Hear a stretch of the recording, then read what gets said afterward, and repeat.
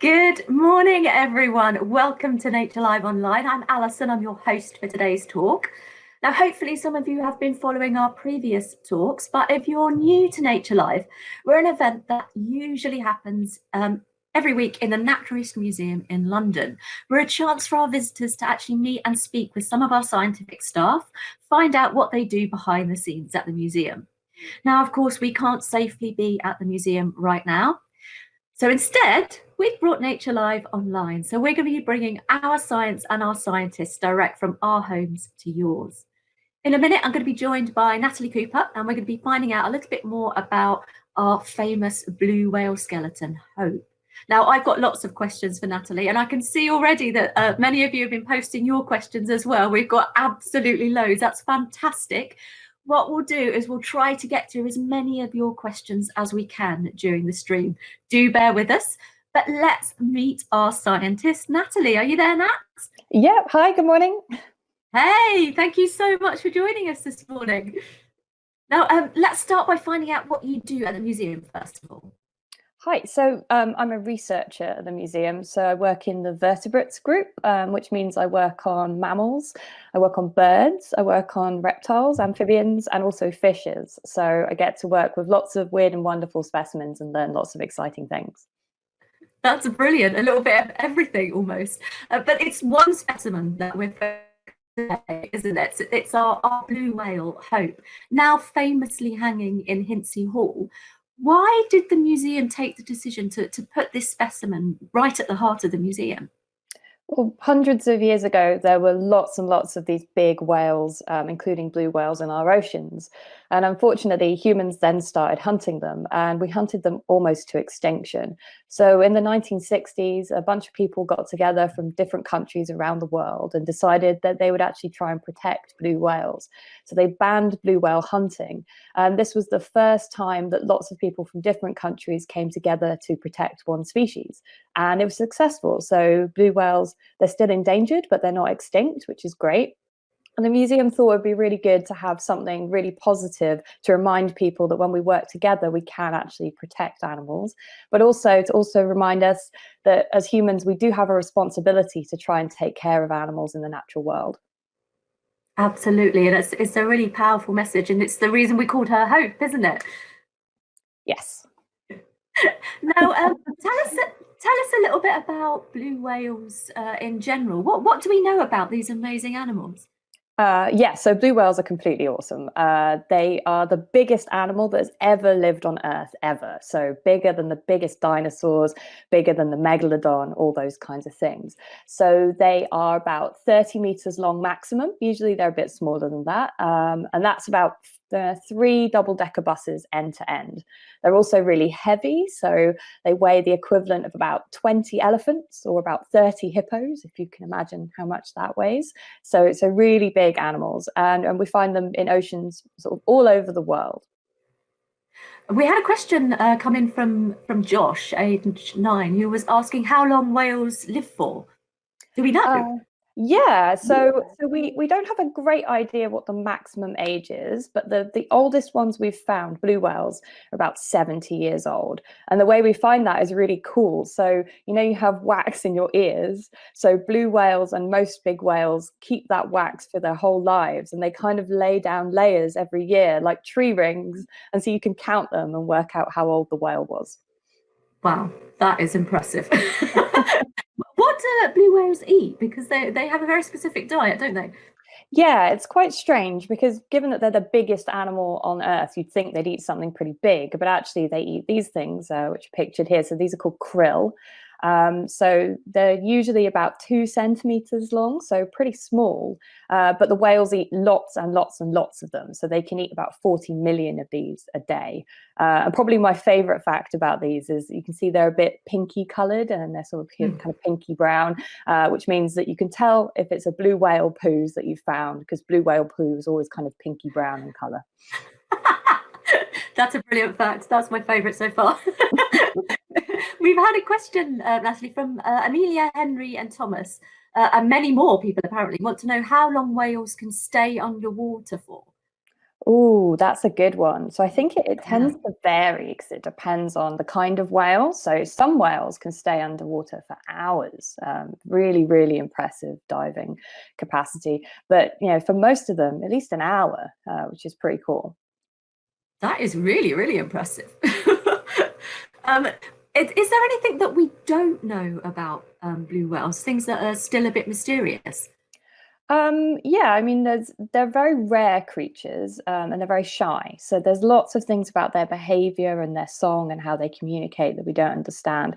But really, the big thing that we really don't know is why they're still endangered, because they've been protected since the 60s, but the numbers are still pretty low. So they've only reached about 10% of the population that they would have had before hunting started.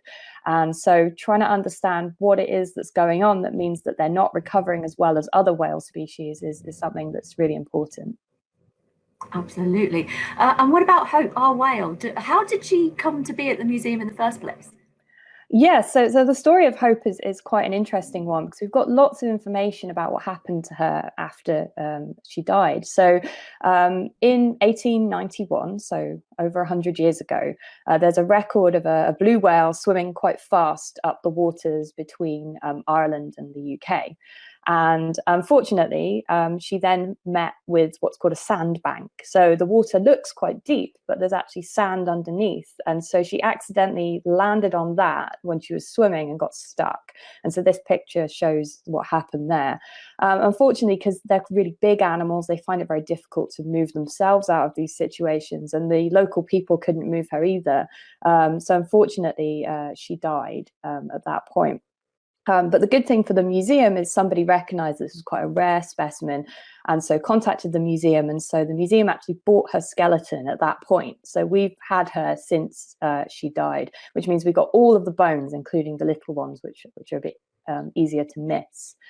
And so after that, she was brought to the museum.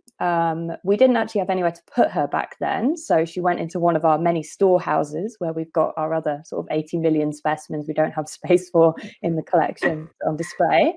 And she stayed there until the 1930s when they built the Whale Hall, which is now called the Mammal Hall. And so you can see here is a picture of her. She was the first whale to be put in there. So they put her together and then they put her up into the ceiling. I love this picture because of the amazing health and safety. Oh, yeah. They're wearing the flat caps and the aprons rather than hard hats that we'd have today. And so then they winched her up into the ceiling and she was there from the 1930s until 2015. That picture is brilliant. Things are definitely a little bit different today, aren't they? How much work was it to actually take her down and then raise her into Hintze Hall? So this picture is the whale hall where she was, so the mammal hall. So if you've been to the museum, you might have actually seen her. She's, like I said, she's been up there since the 1930s. So taking her down from there and getting her into Hintze Hall was a massive challenge. It took a really long time. And so particularly things like moving her skull. So the skull is obviously the biggest bone in the animal kingdom because it's the biggest animal. It can be about 6 meters long. And so they had to actually take the skull out the window because we couldn't fit it through the door, which was quite fun. We also had to do some prep work. So the conservation team did a lot of dusting. So blue whales and whales in general are often very dusty. So the reason that people used to hunt them partly was for their oil, which people used to put in lamps so that they could see. But the oil continues to come out of the bones of the whale for hundreds of years after they've died, and that kind of attracts all this dust. So we had to dust off tons of dust. That looks very satisfying as a job, I think. So we do dust Hope quite a lot. We also had to repair bits of her, so where things had kind of fallen off, so where we'd sort of lost bits and pieces over the years that she'd been up there. Yeah, and then sort of hoisting her up into the ceiling into that really beautiful pose was quite a task. I love that image with all the dust. One of my favorite stories from that time was that we kept some of the dust and we analysed it. I don't know if that's true or not. I hope it is. Oh yeah, we're a museum. We keep everything. Yeah, what are we going to do with all this dust? Science. It's brilliant. Taking her down gave us a really good opportunity to look closely at her bones. But it wasn't her bones or her dust that you were interested in, Natalie, was it? It was something else. It was her baleen. What exactly is baleen?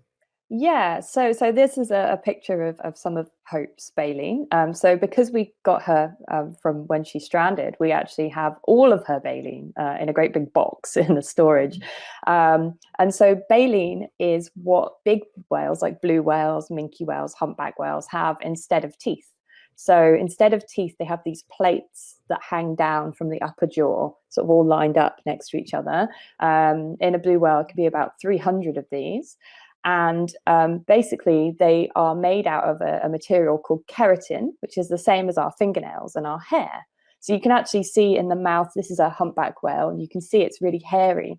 So the way that these big whales feed is they take a big gulp of water with food in it, and then they close their mouths, so the hairy bits are sort of at the bottom, and then they can force the water out with their tongues through these hairy bits, through the baleen, and then keep the food and then swallow that down. And so that's the way that these big whales are feeding. And so we were looking at Hope's baleen for those kinds of reasons. That's very cool. Hope's baleen looks a little different to the humpback, though. Do different species of whales have different baleen? Yeah, totally. So blue whales, as you can see, have this black coloured baleen, and it's usually about 1 metre long. But you'll have seen in that picture of the humpback whale, they have white baleen, and so do minke whales. And it's often a little bit shorter than the baleen that we see in the blue whale. So it might only be 10 centimetres long or so. We've got a question that's coming from Miles, age 7. He's asking how big whales' teeth are. How big is because different whales have, some whales have teeth, some whales have baleen. How big are they? Yeah, so we have different kinds of whales. So we have baleen whales, which they have teeth when they're babies in their mum's stomachs, and then when they're then they get sort of reabsorbed, and then they grow this baleen. And so it depends on the species how long that is. So blue whales about 1 meter. Bowhead whales, which are the ones with the sort of funny upside down mouths, they can be up to 3-4 meters long, really, really big bits. In terms of teeth, so we have toothed whales. And they will have, some kind of teeth, not huge teeth usually. I mean, things like killer whales, so orca, they're actually dolphins, but their teeth can be about this big. That's pretty impressive. And why is the whale's baleen interesting? What can we find out from it? So I'm going to take a little step to the side here and explain about something called stable isotope ratios. And so I'll try and keep this fairly simple, partly because this is not my expertise. This is my collaborator. But basically, in the world, so everything in the world is made up of atoms, and these atoms are in different kinds of elements. So in animals and plants, we have lots and lots of these carbon atoms, which make up sort of the proteins that build our bodies. And in carbon, sort of naturally in the world, we get 2 different types. So we get heavy carbon and we get light carbon. And there are different combinations of the heavy and light depending on where you are in the world. So in some places, like in this sort of made up example here, in Norway, we might have lots of the light carbon and only a bit of the heavy carbon. And in Greece, we might have sort of a more even ratio. So we might have even more heavy carbon in Greece. And so we're able to use this information to work out where things came from. So the way this might work is if I was to go to Norway and eat some fish, then that fish would have in its sort of proteins in the meat, it would have that ratio of carbon that's sort of typical of Norway.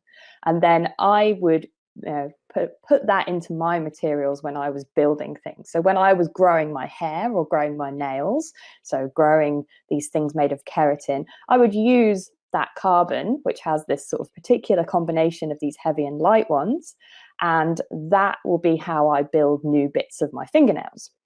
And so the great thing about fingernails and hair and also baleen is that it stays exactly the same from whenever we lay it down. So in this example on the screen here, if we look at a fingernail, so the bit that's closest to your finger, that's the newest material. So I might have, this might reflect things I was eating maybe last week or the week before, whereas at the end of my nail is the older bit, and that's the stuff that I was maybe eating a month ago or maybe 2 months ago, depending on how quickly my nails grow. And so if I was to take samples from the different bits of my nail and look at those ratios, so look at the amount of heavy and light carbon, I'd be able to work out where the food I was eating had come from and get some kind of idea of where I'd been. That's incredible. So we can trace where you've been throughout time. So yeah, it's like CSI almost. Exactly. So you might be familiar with this if you've seen any programs like CSI, where they're trying to find out where the victim or the murderer might have come from, and they take the hair and they take fingernails, and they'll actually look at these isotopes and try and work out where people have come from. So basically we're doing the exact same thing, but with whales. I should say it's not as accurate as it is on TV, so we can't say that we were eating Cheerios in off the A1 last week, but we could say you were somewhere in Northern Europe. And we can also use this to work out where sort of ancient humans might have been coming from, where they might have been migrating and what they were eating as well. It's really cool science. That's incredible. So you obviously been analysing Hope's baleen. What has that been able to tell us? What have you been able to find out? Yeah, so we took that baleen and we look through the kind of the whole meter long of it. So, and you can see actually in this picture where we've taken the samples from the baleen to look at those isotope ratios. And so unfortunately, just like our fingernails kind of wear away at the ends, and so does our hair, so does baleen. So we don't have the full history of Hope's life in her baleen. It's about 7 years. So we think she was about 15 when she died. So we've got the last 7 years, so the second half of her life is kind of recorded. And so we were able to match that up to what things look like in the oceans to get an idea of where she was moving and kind of what she was doing in those last 7 years. And so the results, I'll show them on here on this lovely GIF, which is working, which is exciting. We've got what we're calling them 3 phases, and so this GIF will keep looping, but I'll explain them slowly as we go through. So in phase 1, we can see that she was mostly spending time in these sort of warm areas around sort of the Azores, Cape Verde, that kind of area. And so what we think is going on there is she was quite young still, and we think she might have still been a juvenile, so it's a young adult whale. Maybe she wasn't quite old enough to go into the colder waters yet, or maybe she just liked staying in these sort of safe, warm waters. So that's what we see for phase 1 for a couple of years. After that, she starts going up and down, as you can see in the GIF now. So she's going up to the north and coming down to kind of around sort of the coast of Ireland, that sort of area. And this is a really typical pattern that we see in lots of these big whales that feed on things like krill. And so the reason that they do this is because obviously they need lots and lots of food. And up in those sort of really cold areas, it's also the same in the Antarctic, but we're just going to talk about whales going north and south. So up in the Arctic, we have these things called upwellings, so big currents of water. And that brings up lots of food and nutrients from the ground, which makes them all come up into the water. Then the krill can eat those, so you get loads of krill, and then there's plenty of food for the blue whale to eat. And so you find that a lot of these big whales in the summertime will move north into these cold waters, eat lots of food, and then when it gets too cold, so in the winter when the sea freezes over and they can't stay there anymore, they then move down further south. So sometimes sort of off the coast of Ireland, there's a little population of blue whales there, and they spend the winters sort of in that area before moving back up north again. And so the really interesting phase is phase 3. And in that phase, we don't really know entirely what's going on. It seems like she's moved south again. So she's in those really warm waters, but there's not much food, but it's quite pleasant, obviously, a bit of a holiday maybe.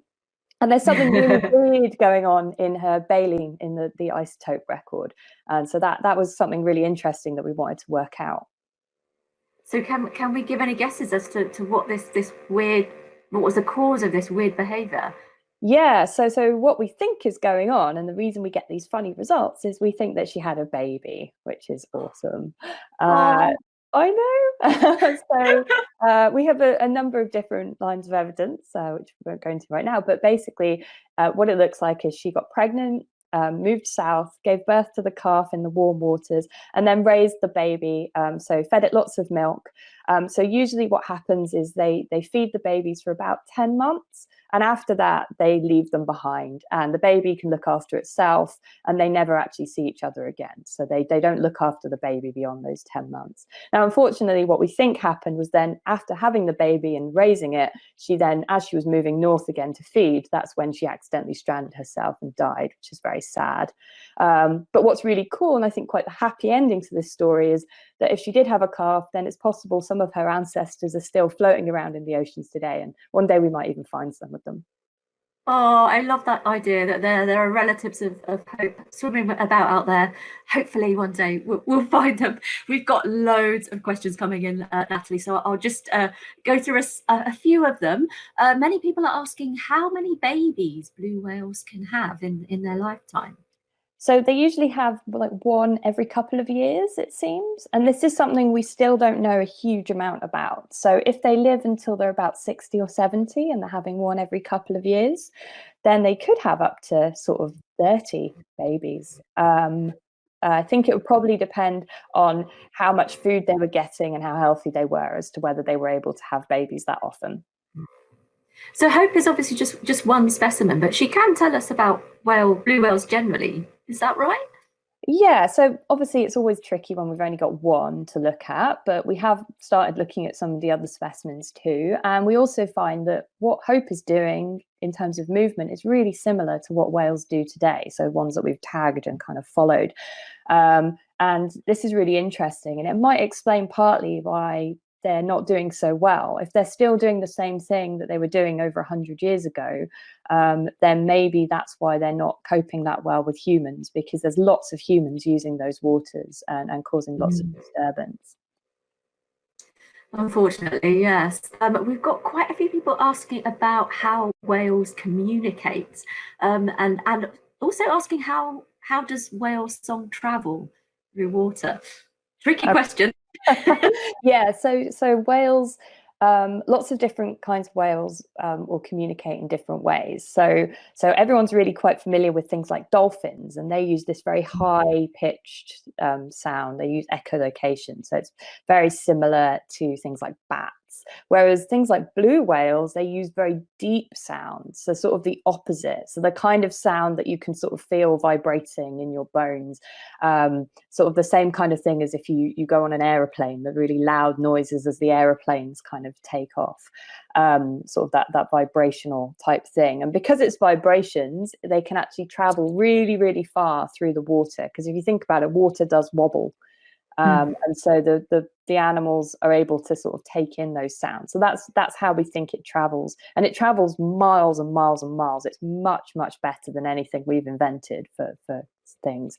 In terms of blue whales, we still don't know a huge amount about their communication, but they seem to have about 7 or 8 different kinds of songs. Wow. And they also, it appears that they might, like other whales, have names, so have ways of identifying each other. So certainly for orcas, for killer whales, we know that they have names, and they also have accents, dialects, and things like that. So there's so much more to learn in that area. That's absolutely brilliant. We had a question asking whether you yourself have ever kind of heard or experienced whale song live. No, unfortunately, I've never heard a whale singing. I have seen some whales out in the ocean. So one of the sort of almost sad things about being a museum scientist is that most of the time the things I work with are dead. However, I get to see them really close up and really get a really good idea of how big they are and all their different features. Whereas if you go out whale watching, you only see a little bit of the whale from quite a long way away. We've got a question about the lockdown and whales. Abby and Ned are asking, with less boats in the ocean, because people aren't out and about so much, can whales hear themselves better, possibly? Yeah, no, I think that's probably something that's really benefiting the whales.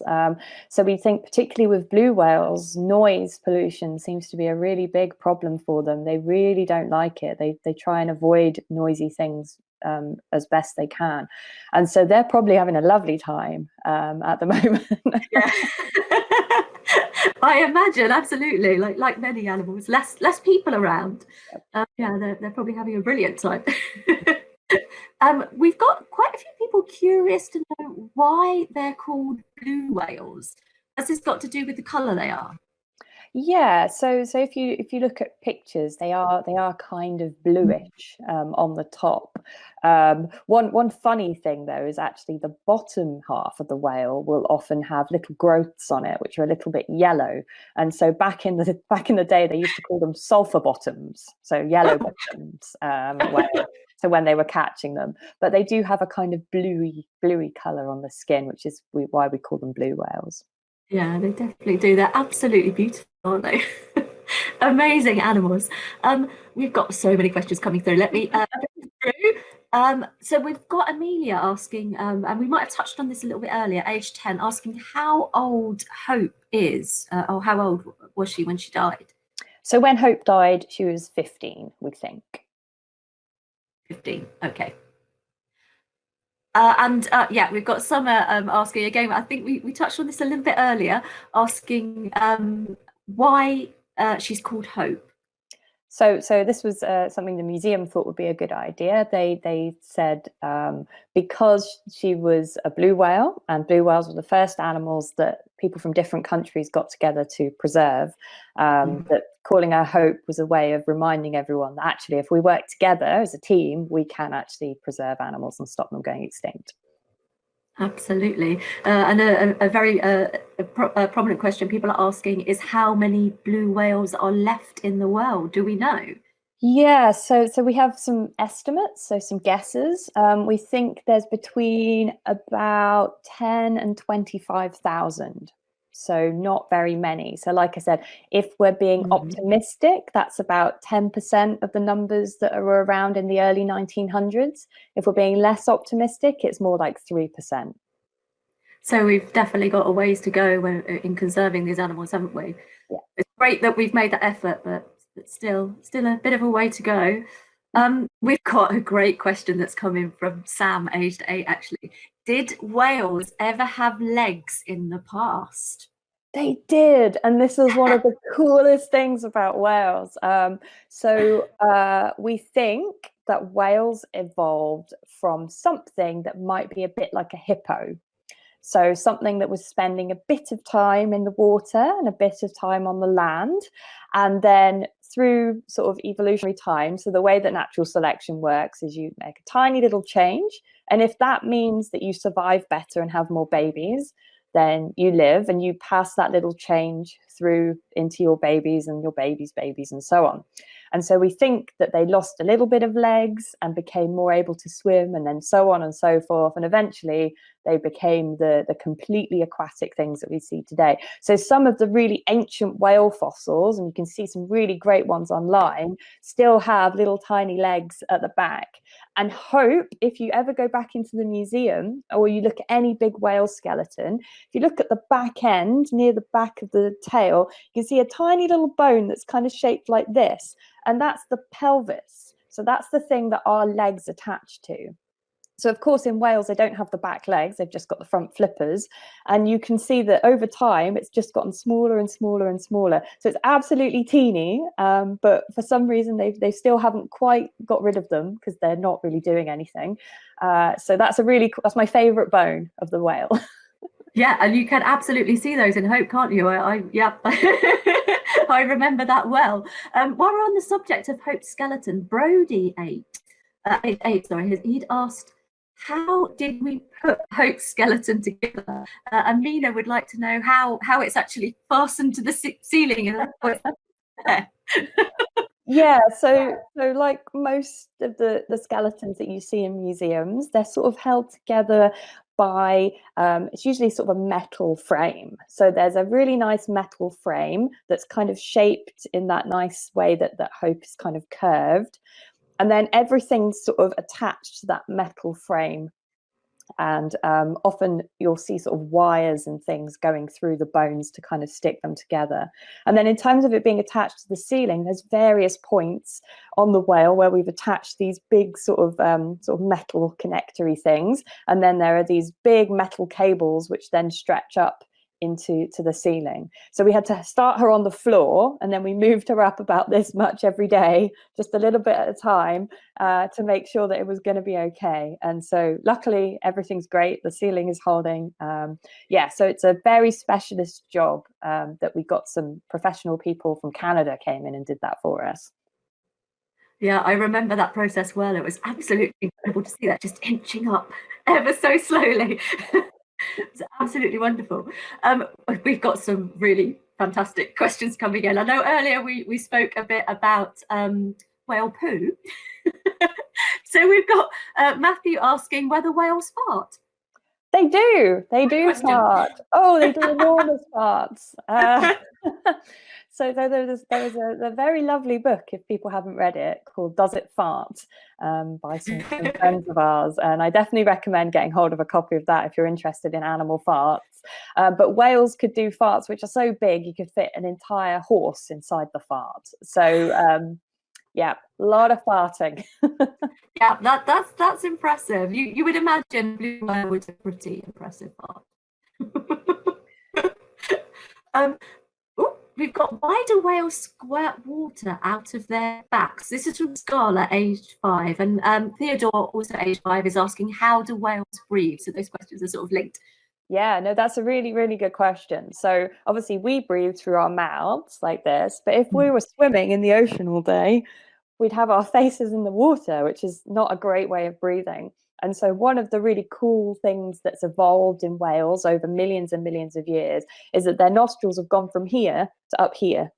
So at the top of their head, that's where their nostrils are. So that's where they breathe in and they breathe out.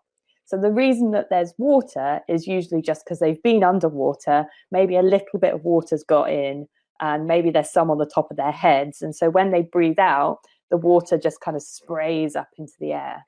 And it's really cool because different whales do that in slightly different ways. They make different shapes. So some do that, some do that, and some do that. That's brilliant. We can tell the species of whale just by looking at the shape of that watery spray.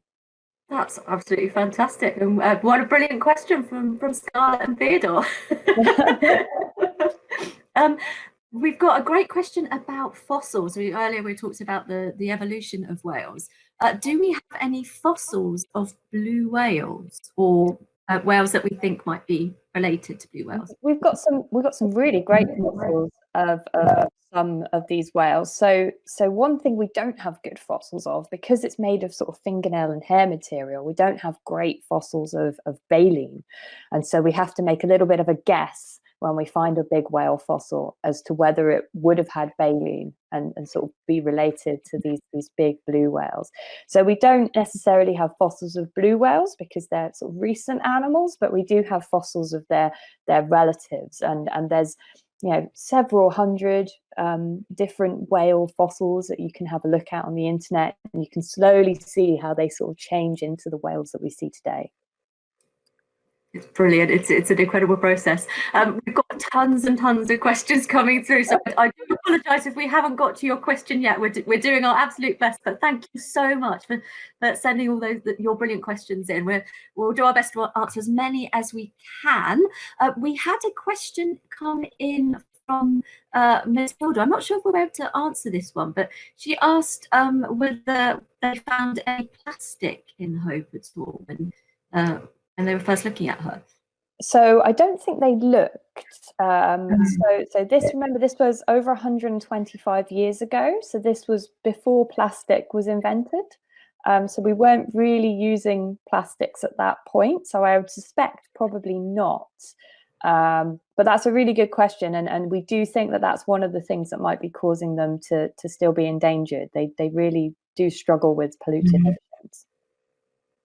Absolutely, it's a big problem for all life in the oceans, unfortunately. But it is something we can do something about. We talked earlier about how long blue whales live for. Poppy has asked, how old is the oldest blue whale? So I think the oldest one we've got is probably in its mid-70s at the moment. We don't have ages for many blue whales, actually, which is, again, something that we'd like to know more about.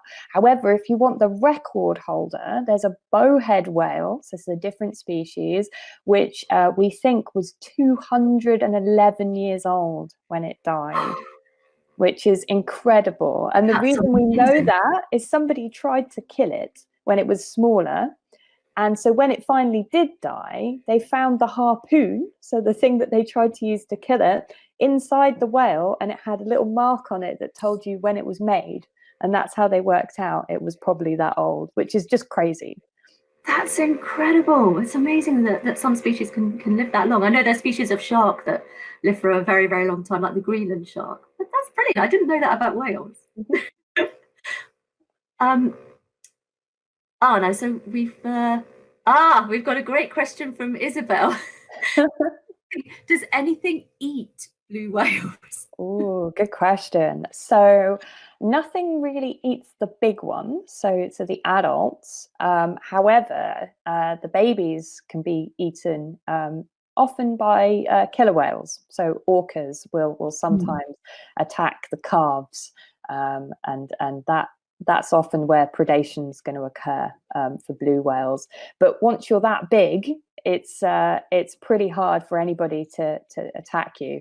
They can also swim pretty fast if they want to. So they can swim, I think it's about 30 miles an hour, so 48 kilometers an hour. So they can get away from most things in the sea, apart from, sadly, killer whales. Oh, we love killer whales. We should say we love killer whales. Yes, we do. We do love killer whales. We've got a question from Nicole, age 9. Do whales eat humans? They don't, surely, do they? No. So blue whales in particular are very, very picky eaters. They really only eat a couple of different species of krill. And they also, their throats are only about the size of a beach ball. So it would be pretty hard work for them to, get a human in their mouth and then swallow them down. So no. I think if you accidentally got in the way of a big whale, that might not be great, because it wouldn't be their fault, but they wouldn't be able to tell you were there because you're tiny and they're enormous. But no, they don't regularly go and try and eat people. We've got a lovely question from Lily and Isla. They're asking, what, Natalie, is your favourite thing about blue whales? Oh, that's a good question. Oh, I don't know. I like all the things. I mean, I like the pink poo. I think that's pretty awesome. Oh, and we covered this a little bit earlier, I think. Daisy was wondering about Hope's teeth, but she doesn't have teeth, does she? She has baleen. Daisy was asking how many teeth Hope had. So those baleen plates instead of the teeth, I think we've got about 300 of them in a box. Wow, so quite a lot of teeth. So we know that Hope wasn't fully grown when she died, was she? So she would have got much bigger. Maybe not much bigger. So actually, she's 25, just over 25 meters long. So actually, exactly the same length as Dippy. If you're sort of trying to compare how, because it's hard when they're up in the sky, or up in the sky, up in the ceiling. No flying whales yet. No. And so she might have gotten a little bit bigger, but she was definitely kind of in that kind of mature level. So probably wasn't going to get much bigger than she is. Yeah, and someone's asking whether we've got her entire skeleton hanging in the museum, or are some bones casts and we've got some kept behind the scenes to study. No, that whole skeleton is real bone. One of the funny stories is when it was first put up in the 30s, one of the people doing it took the little end bone of the tail and popped it in his pocket and took it home with him. But we even got that back from his relatives who felt bad about it. So that is up there. So every single bone in that skeleton is a real bone. There are some bits that have been repaired, but that's all real bones. So rather than working with casts for research, we're working with 3D scans. So we have a whole 3D scan of the whale, which we did before we put her up. We don't have the baleen hanging because it's really hard to attach to the top jaw without it looking really messy and kind of unpleasant. So the baleen is all in a box in the storeroom, but other than that, it's all real. Now, we spoke earlier about the possibility that Hope might have had a baby, and there might be relatives out there. So we've got a school actually asking how long whales are pregnant for. Yeah, so again, this is a really tricky one because it's hard to know when a whale's pregnant. Unfortunately, nobody gives them a pregnancy test. So that would be tricky. Yeah, we have to kind of work that out. So we think it's probably between sort of 8 months and 10 months. That seems to be maybe as long as a year. But so on average, probably around 10 months. And lots of people now are asking about pregnancy and babies. How big are their babies when they're first born? Oh, huge. I'll bet. So I think there's something like 7 or 8 meters. I'd have to check that. Yeah, sorry everybody. I've not memorized every. I don't know all the facts, but I know where to look for the answers. But yeah, they're big. They're big babies, and they grow really, really quickly as well. So the milk that they're being fed is something like 100 times more nutritious than the milk that humans feed their babies. It's just like solid fat, basically. Wow. So yeah, because they're mammals, aren't they? So they feed their babies with milk. Yeah, exactly. And Hope, she looked after her baby, was it for about 10 months? Is that pretty typical for whales, or do different species look after their babies for different periods of time? Yeah, so I think it depends at different periods for different whales. So like grey whales, you'll often see those off when people have sort of documentaries when you're looking off the coast of California, and they stay with their babies for a little bit longer and they kind of move around with them, which is very sweet. Yeah, so I think it varies quite wildly, but it's going to be at least 4 or 5 months in order to make sure that they've got enough of that. They've grown big enough in order to sort of live independently. Obviously, things like orcas, actually, they stay in the group. And so they're often looked after. Weirdly, their grandmothers will look after them as well. So they've got a very similar kind of social system to humans, which is a slightly different one to blue whales, where they just raise the baby and then they leave. We've got a great question asking, how did we know that Hope was a girl? Yeah, no, this is a very good question as well. So there was an advantage of having the whole animal. So of course, males and females have different reproductive parts, and so when the people who were taking her apart kind of delved inside, they found those female reproductive organs, so they could tell. So we knew for sure that she was definitely a female from that. But you can also, there's certain features of the bones, so different bits of it, which can give us a pretty good indication as well. But luckily, because we had her when she was still, full of organs, we were actually able to do that from what was inside of her. Yeah, I was going to ask if it had been a different matter if we just had the bones. Would that be a lot more difficult? Yeah, it's still possible. There's certain features that you can look at, but it's much easier. We've got a question from Lottie and Bonnie asking, do they spend most of their life alone, or do blue whales swim in groups at all? They're mostly on their own.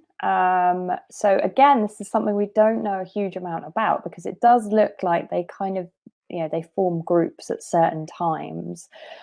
So whether they're actually in a group and interacting with each other, or whether they just are in the same place at the same time, where we're not really sure. But it does seem like they kind of move about independently, as far as we can tell. Well, a lovely question from Oscar, aged 11. Why do whales jump and leap out of the water?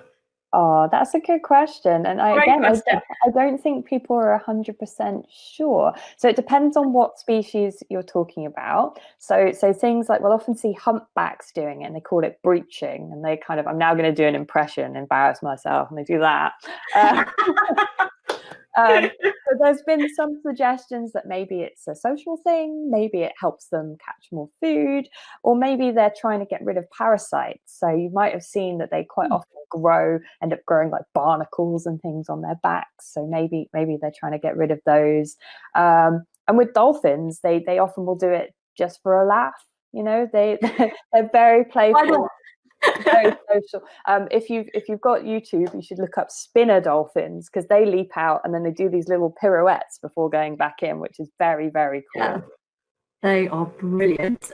We've got one question specifically for you, Natalie. And how did you become an expert on whales? Did you call yourself an expert? I'd call you an expert. I don't know. So